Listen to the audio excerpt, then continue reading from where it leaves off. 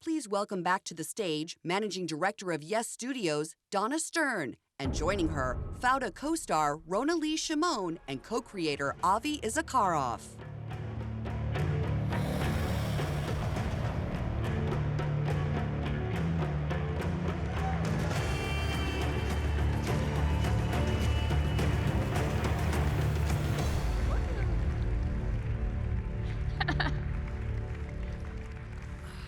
How cool is this? So go. This is, by the way, the biggest crowd we've ever had for Fauda. And going back to 2016, when we had our first screening in LA, just before we launched on Netflix, we scrambled to get 250 people in a room. Fast forward a year later, I think we had 880 in LA, and this is multiples and multiples of that. So thank you for coming out. And how did you enjoy the episode? Thank you for coming. We're so excited to be here. We really are. And I know the question on everybody's mind is, when can we watch the rest? It's coming. It's coming. It's coming sooner than we think. And that's as much as we can say right now. Aw. We heard that. Now, Avi, I know you've been to many of these APAC events. Usually, and last year you were here with Leo, who regrettably couldn't join us tonight, but sends his love. He does, he does. I was just talking to him on the phone earlier today, and he really wanted to be here with us, but he couldn't. We're shooting another show in Israel right now, and he's every day on the set because he's the leading actor. So he's just sending his love, of course. On a personal note, I must say that, this is my 15th year in a row in the policy conferences of APAC. And the organization is doing the same mistake over and over again and again. It invites me, and that's fine. But in the last 15 years, there were 3 presidents in the White House, 3 prime ministers in Israel. And what I'm trying to say here is that and 3 seasons of Fauda. Yeah, 3rd season of Fauda.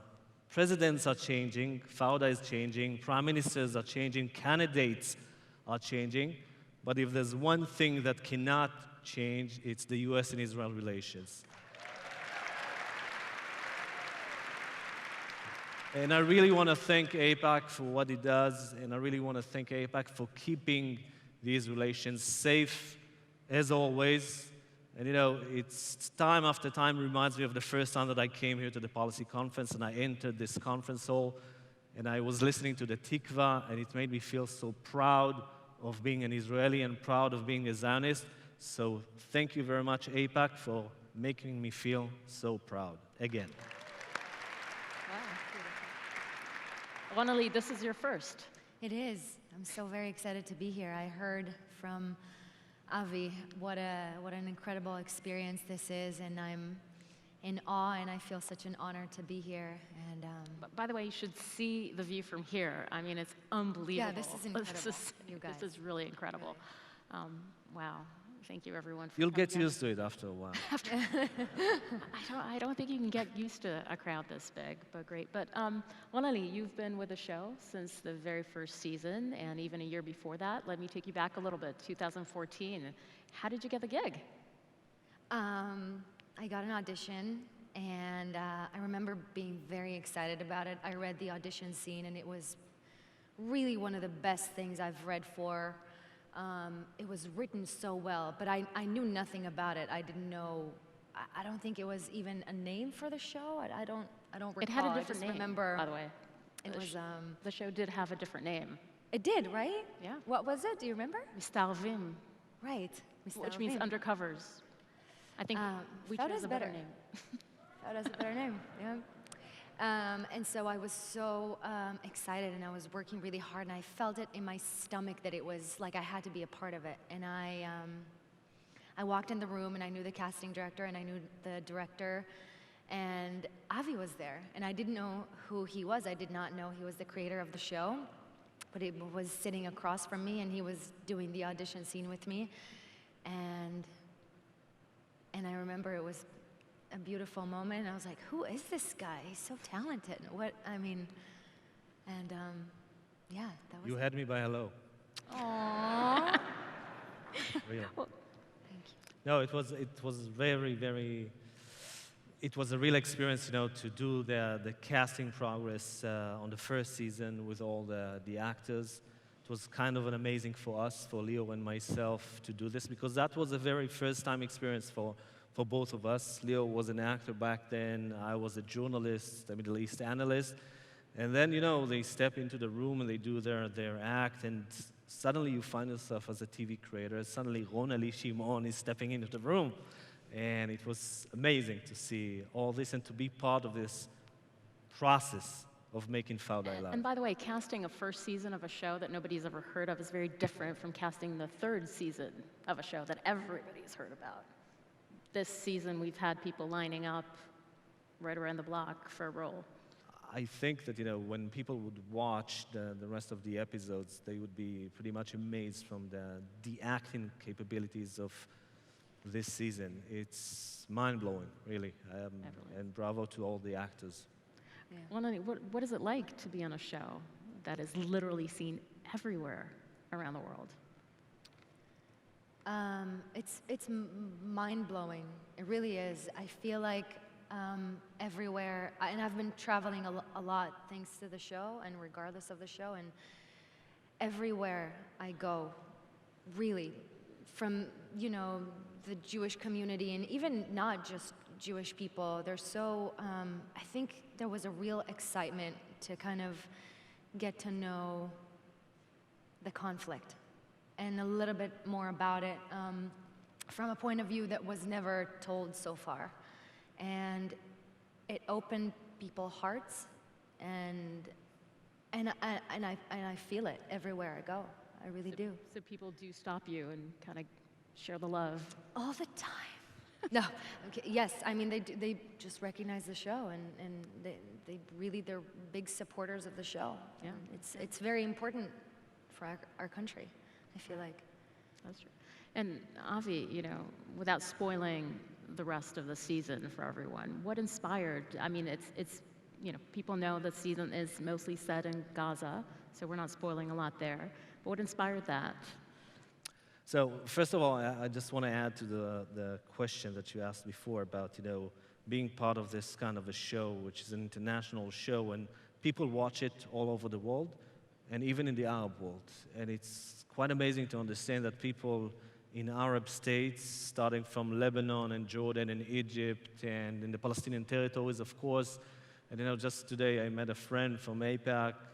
His name is Avi, and surprisingly, he's also bald-headed. And Well, that's just all. You're talking about you. Yeah, he told me that he met a Saudi guy, and he told him that he's watching Fauda. So people in Saudi Arabia are watching Fauda, and it's kind of a miracle. Now, what inspired us? Yes, it's the Arab world, as always, and this time, in this case, it was Gaza Strip.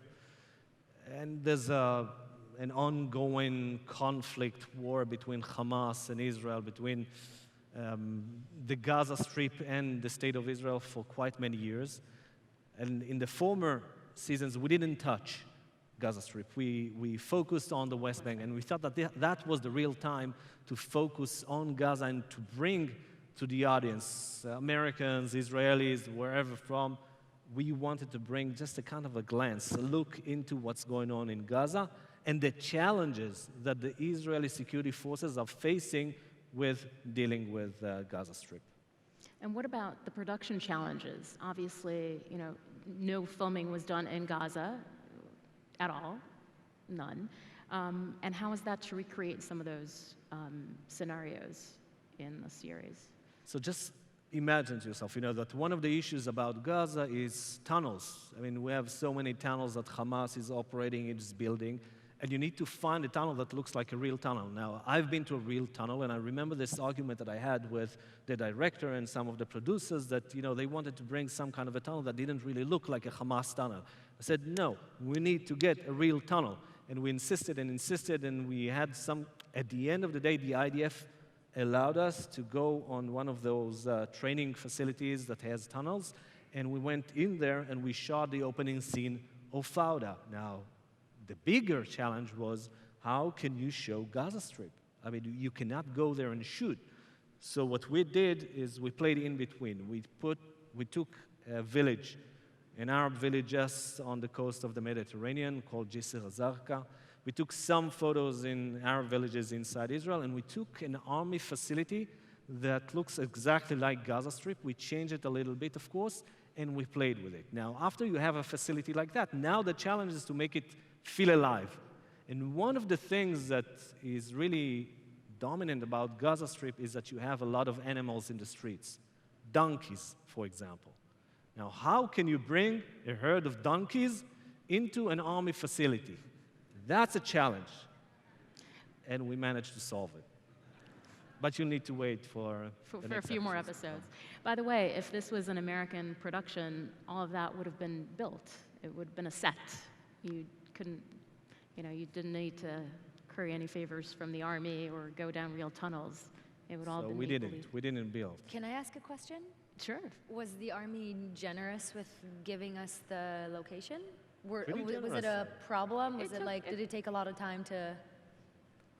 There was some kind of negotiations, but at the end, I think that they wanted to help, and the feeling was that they were very positive about that. And just imagine to yourself the main Israeli facility of the IDF that soldiers are training over there in order to fight in Gaza was given to us for 4 full days of work. It's quite amazing, and thanks for the IDF for doing that. Yeah, they deserve that. Yeah. Now, in Israel, we're on episode 10, I think, aired this week, out of 12. So it's a nice season, and the response has been overwhelming. There's literally been nothing like this. I mean, the ratings, people are watching live TV again. I don't know how many of you still do that, but people really tune in on a Thursday night at 10 to watch this. Could you expect this kind of reaction? I mean, No. I mean, kind of yes, because we know and we feel it on the streets, right? When it was about to be released, and people are really, they were looking forward for this. but I think this But I thought this season too, and I think that because of streaming, and we thought that they're gonna wait to binge it, which is, it kind of makes sense, because you don't want to stay, you don't want to wait a week, but that's what's happening, and it was kind of like, the old way of watching TV, which is incredible. yeah, it's been, Look, it's amazing for me, for Leo, for all of us to be part of it and to understand what's going on in Israel right now as we speak about Fauda. I mean, yes, the first season was amazing. The second season was great. I mean, the reactions from the crowd, from the audience were phenomenal. but this But is, something happened around the third season that made people go nuts, go crazy. And I'm talking about people that are begging me to send them the link for the next episode to come. People that are offering me real bribe in money just to send them the link. I'm getting richer. Take my word of that. But by the way, there's a whole, now you gave everyone an idea here, so they're going to be Yeah, don't offering do you money that. right after Why this, you- too. no, we have a few minion members here. I mean, that's fine. But, people are sending us clips of themselves reacting to the episode. Yeah. People crying. They document Lots of- themselves crying and send it through the social networks. It's Lots unbelievable. of broken hearts emojis, for sure, this season. Yeah, A lot. it's not an easy one. Yeah. Not an easy one, no. But Netflix will premiere the entire season in one go, so Very make sure you have a soon. free weekend. Very soon. Right? What? No, they're asking when. Oh, we already said soon. They were waiting, I think, for a more precise answer. But Very soon? But maybe you can bribe him. if you remember bribe, That'll help. yeah, Yeah. that would solve it. Price work. This season, we have a few new characters, quite a few actually. Some more female characters, which is great. Some new Arab actors who are wonderful. Lots of new roles for everyone. How's that been? Me, as an You? actor? As an Yeah? actor? I think it's always so moving to see just talented people do what they love and what they know how to do best. And I'm in awe of the new, I mean, the old people I know, they're good. No. Everybody's wonderful, and the new actors are just, it's phenomenal. And I think the roles being written this season, and I think the level of fear and intensity, can I say that? Is very high, and everything just, it works as an ensemble. So it's inspiring, really. And I think that for the third season, each and every character has its own story. You know, in the first and second season, we focused a lot about Doron's character and then about the villain's character, or, you know, Al-Maqdisi, Right. Abu Ahmad. I think that in this season, we focused on everyone, and everyone has their own story, as you probably saw on the first episode already.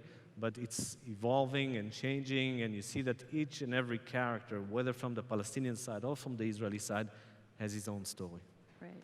I think it really comes across to see how this is affecting everyone, not just, you know, performing their roles and their jobs on the show, but also, you know, their psyche. And this season's really delved into that, to see the effect the characters and what they're doing has on their personal, this is all characters, by the way, their personal lives. I think that's really come across. Yeah, I And the think that trauma each and every one of the actors is bringing something from himself into the screen, and it's quite an experience to see that. Yeah. Yeah. And what's next for you guys?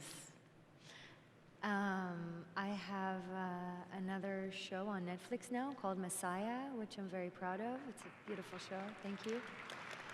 And I'm doing a lot of theater, and Musical theater? musical theater, dramatic, just regular theater, everything.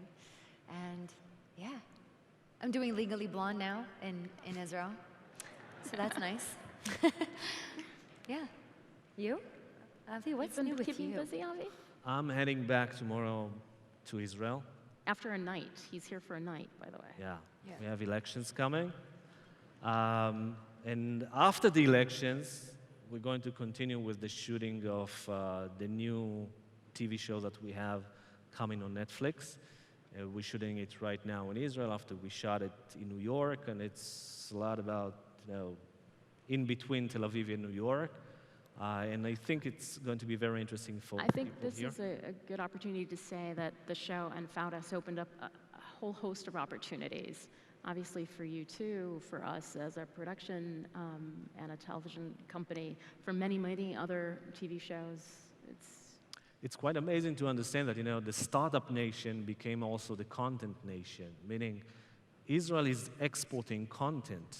You know, it's a very small industry in Israel, the TV industry, the film industry, and it's pretty much surprising to understand how many shows came out of Israel, you know, starting with Homeland, Chatufim, Shtisel, Fauda, and many others. You know, Chatufim won as the best TV series, international TV series in the last decade. Fauda won Fauda came number in 8. eighth. That's pretty good. Yeah, and you know, Danna Stern here is the one that is responsible for exporting some of its content, some of this content like Shtisel and Fauda and others. So thank you, Danna, for that. Thank you, Danna. And it is a kind of a miracle for us. And you know, this is only what we feel. It's only the tip of the iceberg, meaning that there's so much content and so many different stories to tell, whether political stories or not political stories. Or family stories, or family and intimate stories. Yeah, comedies, everything, romantic comedies. We would love to make a lot of the TV shows, a lot of movies about everything. So if you have anything in mind, give me a call. You can pitch us. All right, and Fauda 4. Fauda 4. It's coming. Not so soon. So first of all, the good news is that, yes, television ordered from us a 4th season already.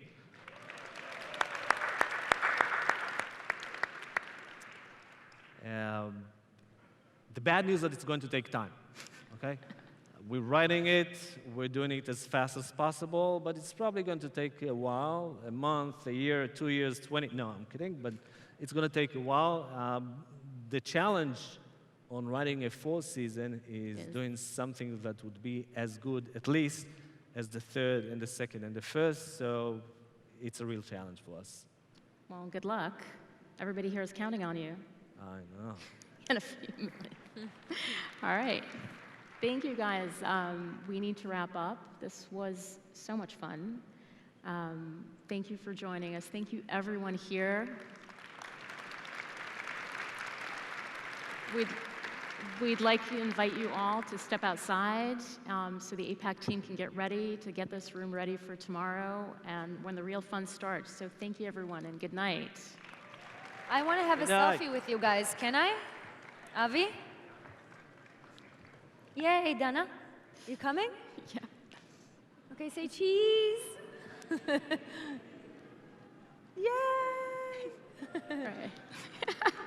Thank you.